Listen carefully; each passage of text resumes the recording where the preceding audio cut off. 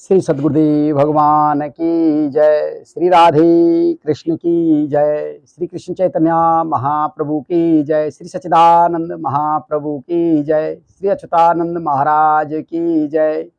जय जय श्री राधे श्याम। राम राम। श्री सीताराम। श्री मात्रे नमो। श्री गायत्री नमो। धर्म ज्ञान के इस सत्संग परिवार में आप सभी प्रभु प्रेमियों व सनातन प्रेमियों को मेरा कोटि कोटि नमन, आभार, अभिनंदन और चरण वंदन। आज का सत्संग बहुत खास और दिव्य होने वाला है। आज का प्रसंग भक्त और भगवान की प्रेम लीला पर आधारित है। आज का सत्संग अपने इष्टदेव के प्रति निष्ठा, विश्वास, श्रद्धा और समर्पण भाव पर आधारित है। आज का सत्संग भक्त और भगवान के बीच जन्म जन्मांतर के अटूट बंधन पर आधारित है। आप निश्चित मानिए कि इस सत्संग को सुनने मात्र से ही आपके मन मस्तिष्क में भक्ति भाव तो बढ़ेगा ही बढ़ेगा, साथ साथ उत्साह और आनंद भी बढ़ेगा। जीवन की दीर्घकालीन शंकाओं और समस्याओं का समाधान भी यही से आरंभ होगा। इस सत्संग से आपका मन भगवत साधनाओं में सज जाएगा, भगवत प्रेम में आनंदित हो उठेगा। आप निश्चित माने, विश्वास करें, विश्वासम फलम, विश्वास में ही फल है। देखिए, भक्त भगवान को जिस भी भाव में भजता है, जिस भी भाव में जपता है, भगवान भी उसी भाव में मिलते हैं, उसी भाव में लीला करते हैं। जो प्रभु को ईश्वर के भाव में भजता है तो वह ईश्वर के भाव में आते हैं। जो गुरु के भाव में भजता है तो भगवान गुरु के भाव में प्रकट होते हैं। जो माता पिता के भाव में भजता है तो प्रभु माता पिता के भाव में दर्शन देते हैं। जो कोई पुत्र के रूप में भजता है तो प्रभु पुत्र के रूप में दर्शन देते हैं।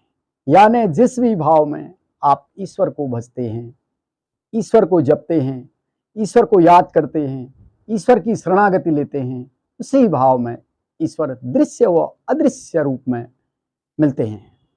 उसी रूप में ईश्वर भक्त के साथ लीला करते हैं, छल करते हैं। आपने आध्यात्मिक जगत में खूब देखा और सुना होगा कि कई लोग ठाकुर जी को बाल रूप में भजते हैं, ठाकुर जी को अपने पुत्र के रूप में भजते हैं। जी हाँ, कई लोग ठाकुर जी को अपना पुत्र मानते हैं, भगवान कृष्ण को अपना पुत्र मानकर भजते हैं।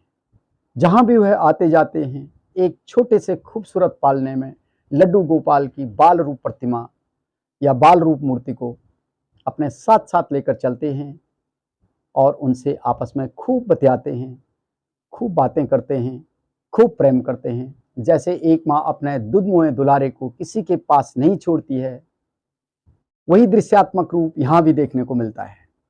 वह भी ठाकुर जी को एक पल के लिए किसी के पास नहीं छोड़ते हैं, एक पल के लिए ठाकुर जी को जमीन में नहीं रखते हैं, एक पल ठाकुर जी के बिना नहीं रहते हैं। उन्हें अपना पुत्र मानकर उसी तरह परवरिश करते हैं जैसे एक माँ अपने दुधमुहे दुलारे की परवरिश करती है, पुत्र मोह करती है। आपने पौराणिक ग्रंथों में पढ़ा और सुना होगा कि यहाँ अर्जुन का भगवान श्री कृष्ण के प्रति सखा भाव था। वह कृष्ण को सखा समझते थे, अपना सखा बनाना चाहते थे, अपना मित्र बनाना चाहते थे। तो भगवान श्री कृष्ण की लीला अपरंपार है। तो भगवान श्री कृष्ण भी सखा के रूप में प्रकट हो गए और अर्जुन के साथ खेलने लगे, अर्जुन के साथ लीलाएं करने लगे। यहाँ अर्जुन और श्री कृष्ण की प्रेम कहानी जग जाहिर है, पूरी दुनिया जानती है, पूरा संसार जानता है। दूसरी तरफ आपने ऋषि विश्वामित्र की कहानी सुनी होगी। विश्वामित्र का भगवान राम के प्रति शिष्य का भाव था, वह राम को शिष्य मानते थे। तो भगवान राम भी शिष्य के भाव में प्रकट हो गए और विश्वामित्र के शिष्य बन गए। शिष्य बनकर विश्वामित्र के आश्रम में ही पहुंच गए। भगवान राम आजान बाहु हैं, वह तीनों लोकों के अधिष्ठात्री देवता हैं, चतुरंगी सेना के मालिक हैं, भगवान शिव के आराध्य हैं। उन्हें सब कुछ पता था। फिर भी राम ने ऋषि विश्वामित्र के शिष्य भाव रूपी प्रेम को गुरु शिष्य के रूप में स्वीकार किया।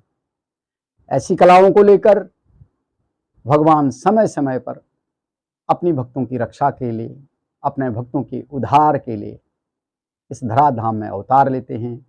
जैसे भक्त भगवान के बिना नहीं रह पाता है, उसी प्रकार भगवान भी भक्त के बिना नहीं रह पाते। प्रभु बहुत दयालु है, बहुत उदार है, बहुत कृपालु है, करुणा और दया से भरा हुआ है।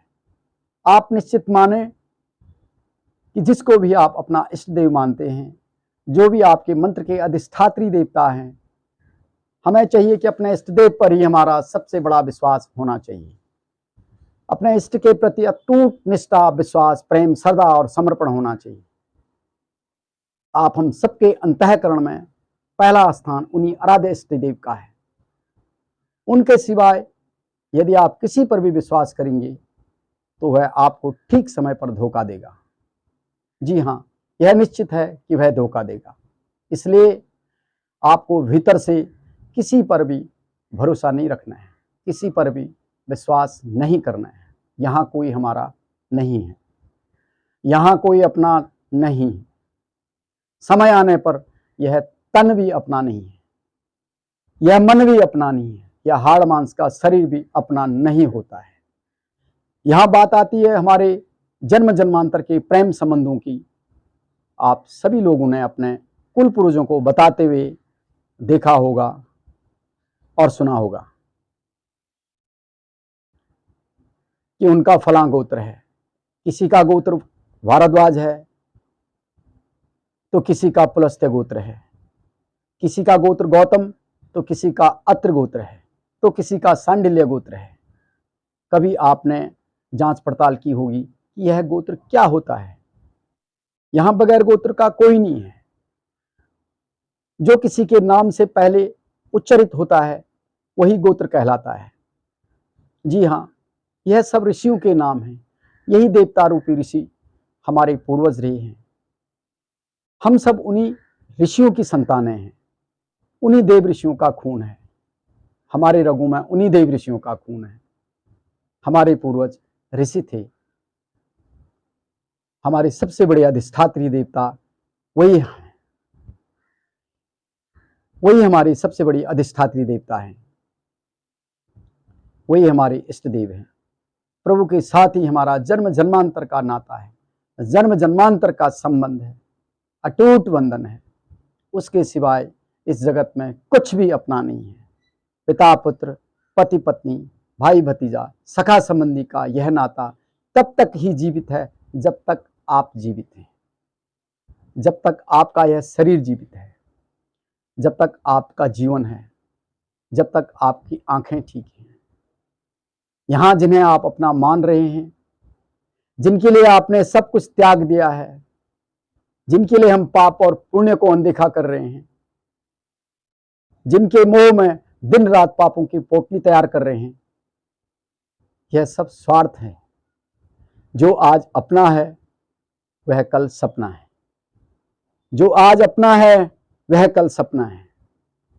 जो आज मित्र है वही कल का बैरी है, वही विरोधी है।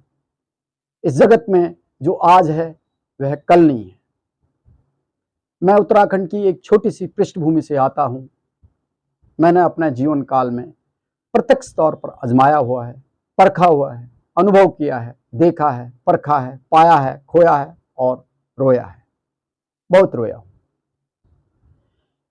यहीं से मुझे सीख मिली है, संतों का आशीर्वाद मिला है, वैराग्य मिला है, भगवत सुखाग्नि मिली। लंबे समय के बाद साधनाओं का सुंदर समागम मिला।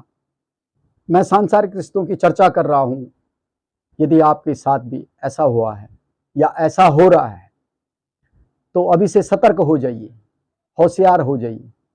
ऐसा संबंध किसी काम का नहीं है, ऐसा मित्र किसी काम का नहीं है, ऐसा प्रेम किसी काम का नहीं है, ऐसा बंधु बांधव, ऐसा सखा संबंधी, ऐसी माया, ऐसा धन वैभव किसी काम का नहीं है।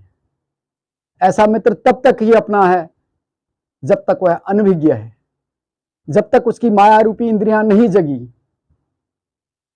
जब तक उसका निजी स्वार्थ पूरा नहीं हुआ। हाँ, जब तक वह किसी का पति या पिता नहीं बना, जब तक वह किसी का ससुर या दामाद नहीं बना। यह संसार भयावह है, छलावा है। यहां किसी पर विश्वास करके देख लो, परख लो।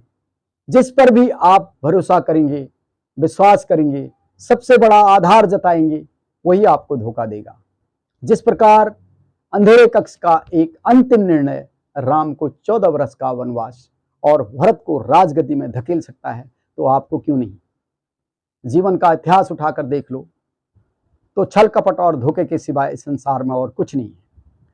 धोखेबाज कोई और नहीं, धोखेबाज कोई ना कोई अपने ही होता है, दगाबाज कोई ना कोई अपने ही होता है, अपने ही राजदार होता है, जिसको आपका राज पता होता है, जिसको आपकी कमी पता होती है। जिससे भी आप अपने जीवन में आशा लगाए बैठे हैं, वही आपको निराशा मिलेगी, वही आपको निराश करेगा। यहां कोई स्थिर नहीं है, कोई साथ देने वाला नहीं है। इसलिए बाहर से सबके साथ वैसा ही व्यवहार करें जैसा इस जगत में हो रहा है, वैसा ही प्रेम प्रकट करें जैसा लोग कर रहे हैं। सामने वाले को लगे कि आप ही उसके लिए सर्वासर्वे हैं, आप ही उसके लिए खास हैं, आप ही उसके लिए खास आदमी हैं। लेकिन भीतर से समझें कि प्रभु ही आपके लिए सबसे खास है, सबसे उत्तम है। आपका रामकृष्ण परमहंस ही आपके लिए खासम खास है, जो आपके अंतःकरण में जन्म जन्मांतरों से विराजमान है, जिनके साथ हमारा जन्म जन्मांतर का संबंध है, अटूट बंधन है। उसके सिवाय इस माया जगत में कोई भी अपना खास नहीं है। यह हमारी सबसे बड़ी भूल है कि हम सांसारिक उपभोग रूपी चाल चरित्र चेहरे के चरितार्थ को समझने में देर कर रहे हैं। हम समय की नजाकत को नहीं पहचान पा रहे हैं। यह सब प्रभु की माया का विकार है। मैं यह अंदर की बात बता रहा हूं। जो भी साधक अपने अंतःकरण में इस भगवत रूपी प्रेम को बचा लेगा, इस भगवत रूपी प्रेम को पहचान लेगा, समय पर जान लेगा, वह बहुत आगे जाएगा, बहुत जल्दी उच्च कोटि का साधक बन जाएगा। यह सब बताने योग्य बातें नहीं, बल्कि अनुभव करने की क्रिया है, अनुभव करने की बातें हैं। भीतर से हमें हमेशा भगवान पर ही आश्रय रखना है, भगवान पर ही आश्रय लेना है, भगवान पर ही विश्वास करना है। यह सब भगवान की माया का विकार है, प्रभु की माया का विकार है। हमें माया से भी घृणा नहीं करनी है। यही प्रभु की शक्ति है, यही प्रभु की कृपा है, यही प्रभु की परीक्षा है, यही प्रभु का खेल है, यही उसकी लीला है। यहां पर इस बात को समझना और जानना बहुत आवश्यक है। इसीलिए बार बार कह रहा हूं कि अपने इष्टदेव पर विश्वास रखिए। यहां इष्टदेव की कृपा से बड़े कार्य, कठिन से कठिन कार्य, जटिल से जटिल कार्य क्षण भर में पूरे हो जाते हैं। मन खुश रहता है, प्रसन्नचित्त रहता है, शांति की सुखाग्नि मिलती है। यहां सिर्फ विश्वास ही कार्य करता है, श्रद्धा ही कार्य करती है, भगवत कृपा ही कार्य करती है, जो किसी को दिखाई नहीं देती, जो किसी को नजर नहीं आती। अब आप कहेंगे कि हमारी श्रद्धा ही नहीं बन रही, मन ही नहीं लग रहा, तो विश्वास कैसे बनेगा। ऐसी स्थिति में, ऐसी परिस्थिति में अधिक से अधिक भगवत नाम का जाप करना चाहिए। यदि जप में मन नहीं लग रहा है तो घबराइए मत, चिंता न करें, बल्कि नाम लिखना शुरू करें। भगवत नाम लिखना शुरू करें, भगवत नाम लेखन की शुरुआत करें। राम नाम लेखन में अपने मन को ढालिए। सुबह सुबह बिस्तर त्यागने से पहले राम नाम लेखन की शुरुआत करें। राम नाम लिखने की आदत बनाएं। रोज कम से कम 1 पेज राम नाम लिखने का नित्य प्रति नियम बनाएं। 1 पेज का अर्थ यहां कम से कम 2100 बार राम नाम या सीताराम लिखें। यदि इससे भी अधिक आप लिख सकते हैं, 2100 बार, 2500 बार, 3100 बार, 4100 बार या 5000 बार, तो ये आपका सौभाग्य है, यह आपका अहोभाग्य हो। जितना अधिक लिखोगे उतनी जल्दी आपको फायदा होगा। जितना अधिक लिखोगे उतना अधिक आपको फायदा होगा। इस चंचल मन को पहले राम नाम लेखन की कलम में उलझाएं। राम नाम लिखने का नित्य प्रति नियम बनाएं। राम नाम के इन 2 अक्षरों में पूरा संसार समाया हुआ है। राम नाम के इन 2 अक्षरों में पूरा ब्रह्मांड समाया हुआ है। राम नाम के इन 2 अक्षरों में मूलाधार से लेकर सहस्त्रार तक समाया हुआ है। राम नाम के इन 2 अक्षरों में इतना तीव्र आकर्षण होता है इतना तीव्र प्रभाव होता है, ऐसी चुंबकीय आकर्षण शक्ति पैदा होती है कि वह साधक को अपनी ओर आकर्षित करती है, अपनी ओर खींचती है, राम नाम की कलम को अपनी ओर खींचती है, मन की एकाग्रता को अपनी ओर खींचती है, मन की एकाग्रता को सद्बुद्धि से जोड़ती है। यही राम नाम की कृपा है, यही भगवत कृपा का मूल मंत्र है, मूल तथ्य है, मूल सिद्धांत है। यहां प्रभु के नाम का चिंतन हो या प्रभु के स्वरूप का दर्शन, तो निश्चित माने हमारा अंतःकरण शुद्ध होगा, बलवान होगा, निर्बल व कोमल होगा।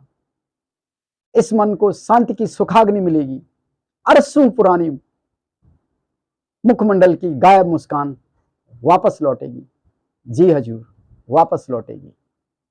इस प्रकार जीवन के बड़े से बड़े संकटों में भी, बड़े से बड़े मुश्किलों में भी आप मुस्कुराते रहेंगे, हंसते रहेंगे, खिलखिलाते रहेंगे। वरना इस संसार में, इस माया जगत में सिर्फ रोना ही रोना है। आज नहीं तो कल रोना निश्चित है। आज हर कोई परेशान है, पीड़ित है, भयभीत है, व्याकुल है। हर किसी को इस जीवन में एक सुरक्षित सहारे की जरूरत है, एक सुरक्षित तलाश की जरूरत है।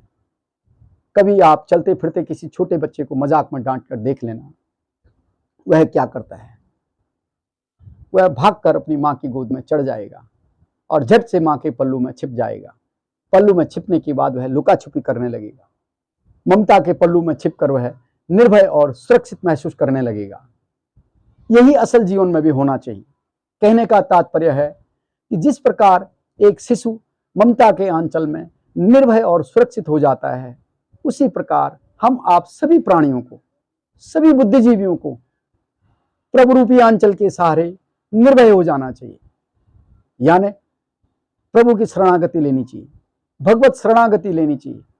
भगवत शरणागति ही संसार का एक ऐसा सुरक्षित धाम है, एक ऐसा सुरक्षित स्थान है जहां जीव पूरी तरह सुरक्षित और निर्भय हो सकता है, सुरक्षित और निर्भय रहता है। यहां शरणागति का तात्पर्य वैराग्य लेना या संन्यास लेना बिल्कुल भी नहीं है। यहां शरणागति का तात्पर्य बैरागी बनना या भगवा धारण करना बिल्कुल भी नहीं है। गृहस्थ जीवन में ही असल शरणागति ली जा सकती है। मैं भी गृहस्थ हूं। गुरु परंपरा में रहते हुए हमने 92 के दशक में वृंदावन से मंत्र दीक्षा प्राप्त की थी। तब हमें मंत्रों का क ख भी नहीं आता था, मंत्रों का बिल्कुल भी ज्ञान नहीं था, गुरु के बारे में बिल्कुल भी पता नहीं था, गुरु का ज्ञान नहीं था। लंबे समय के अंतराल, करीब 25 सालों के अंतराल, हमें राम नाम की दीक्षा लेने का सौभाग्य प्राप्त हुआ। उसके बाद तंत्र दीक्षा प्राप्ति करने का अवसर मिला और अंत में क्रिया कुंडली दीक्षा लेने का सौभाग्य प्राप्त हुआ। आध्यात्मिक जीवन में कुछ पाने के लिए सबसे पहले त्याग, तपस्या, बलिदान, धीरज, धैर्य धारणा और ध्यान का होना अत्यंत आवश्यक है। साधनाओं में सफलता प्राप्त करने के लिए बहुत कुछ त्यागना पड़ता है। सबसे पहले सार्वजनिक जीवन को पूरी तरह अलग थलग करना पड़ता है, तब जाकर कहीं सफलताओं और तपोबल के दर्शन होते हैं। आप लोग जो जहां हैं वहीं पर रहकर गृहस्थ जीवन में निरंतर भजन साधन परायण रहें। अपनी जिह्वा में राम नाम को गोद दें, पहने औजार से नहीं, मन की कलम से गोदें। अपने ओंठों पर राम नाम की मिठास को उकेर लें, अपने अंतःकरण में राम नाम को छाप दें, गुरुमय हो जाएं। इस देह को सदगुरु के चरण कमलों में समर्पित कर दें। अपने पवित्र आंसुओं से सदगुरु के चरण कमलों को प्रक्षालित कर दें, सदगुरु के चरण कमलों को धो डालें। अपने रोम रोम में राम नाम की सांसें बिखेर दें। थोड़े ही दिनों में आपके साथ एक चमत्कार का अनुभव होने लगेगा, एक दिव्य रूपी प्रकाश का अनुभव होने लगेगा। एक दिव्य रूपी प्रकाश आपके साथ साथ चलने लगेगा। तब ब्रह्मांड की सभी सकारात्मक शक्तियों का आधार आपको मिलने लगेगा। इस प्रकार आपकी वाणी सिद्ध हो जाएगी।